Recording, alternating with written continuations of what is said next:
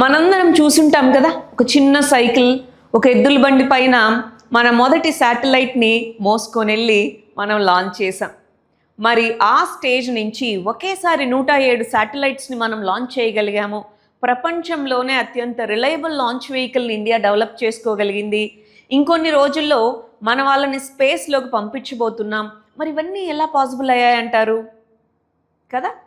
So అందుకనే space technology అనగానే అసలు ఏ విధంగా మన యొక్క స్పేస్ హిస్టరీ స్టార్ట్ అయిందో మనం తెలుసుకోవాలి.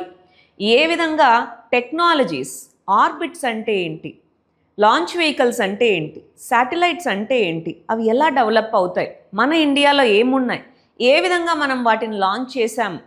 ఫర్ ఎగ్జాంపుల్, రీసెంట్గా మనం లాంచ్ చేసినటువంటి నావిగేషన్ శాటిలైట్స్ ఏంటి, మనం ఐఆర్ఎన్ఎస్ఎస్ శాటిలైట్స్, ఇప్పుడైతే నావిక్ అంటున్నాం, అది ఏంటి, ఆస్ట్రోసాట్ అంటే ఏంటి, చంద్రయాన్ మిషన్స్ అంటే ఏంటి, ఇవన్నీ కూడా మనం ఈ స్పేస్ టెక్నాలజీలో చదువుకోవాలి.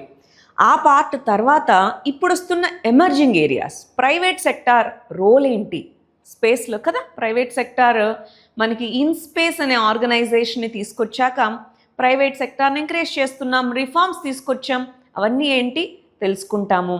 ఓవరాల్గా గ్లోబల్ మేజర్ మిషన్స్ ఏమున్నాయి, వీనస్ మిషన్స్ ఏంటి, మూన్ మిషన్స్ ఏంటి, మార్స్ మిషన్స్ ఏంటి, ఇవన్నీ తెలుసుకుంటాం.